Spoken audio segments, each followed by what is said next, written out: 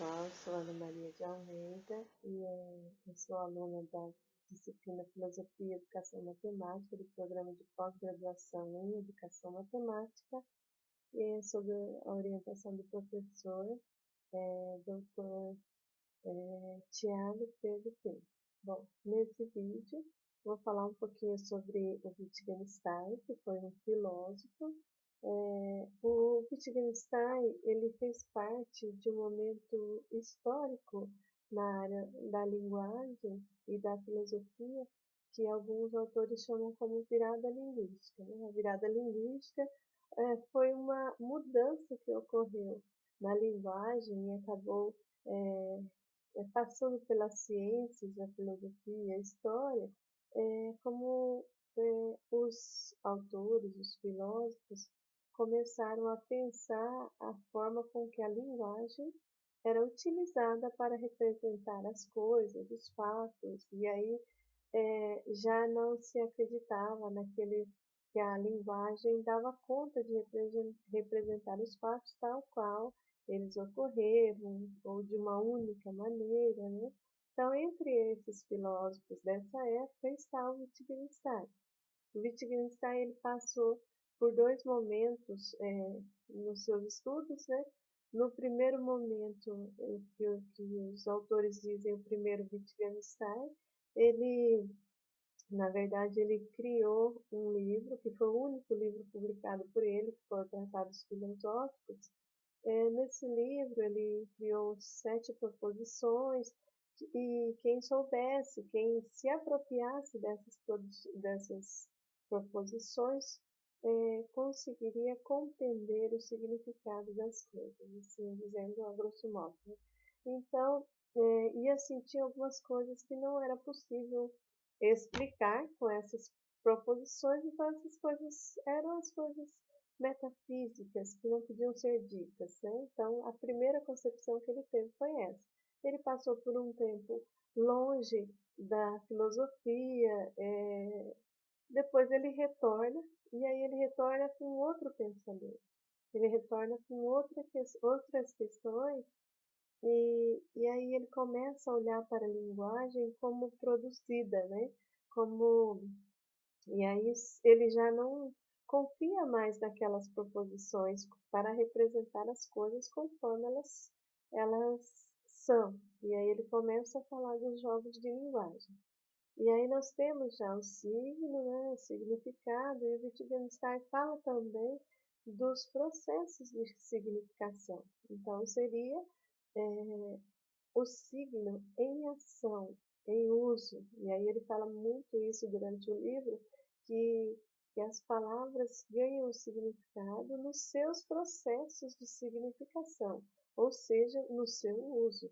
Quando em um determinado grupo, com jogos de linguagens que operam naquele grupo, um conceito é reconhecido, aí sim ele passa pelo processo de significação segundo os jogos de linguagem que funcionam neste grupo. Então, por exemplo, se eu usar a palavra cadeira, é, no nosso jogo de linguagem, na nossa sociedade que fala língua portuguesa, a palavra cadeira ela é reconhecida sem precisar explicar, por exemplo, que é um objeto feito para sentar, que é feito de madeira ou de qualquer outro material. E a cadeira para nós já representa um significado natural dentro dos nossos jogos de linguagem. Bom, se eu utilizasse a palavra cadeira em um outro lugar, onde só se fala, por exemplo, a língua inglesa, provavelmente as pessoas não saberiam do que se trata. E aí faz muito sentido esse pensamento de Wittgenstein, não precisa nem ser em outra linguagem, pode ser na nossa linguagem mesmo, que quando eu utilizo uma palavra e é uma palavra desconhecida para nós, nós não temos noção de como usá-la. Então, realmente, ela é um conceito, eu consigo falar, escrever esse conceito, mas ele só tem significado para mim se ele pertencer ao jogo de linguagem do qual eu participo.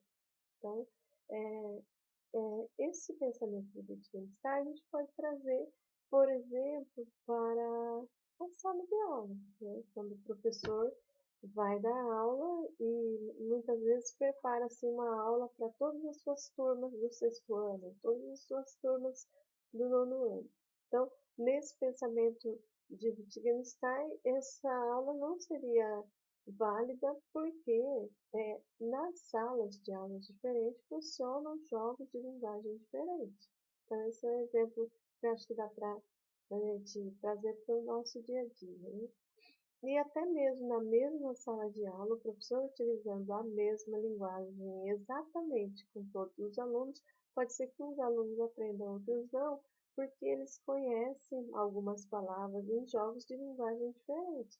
Por exemplo, se eu usar a palavra cubo, tanto eu posso remeter a uma caixa quadrada, né, de, de lados iguais, como eu posso também pensar no cubo da bicicleta, que é redondo, e aí vai depender muito das vivências que o aluno tem e se ele já teve algum contato com essa palavra. Um outro exemplo que eu acho bem interessante assim, são as pesquisas, né?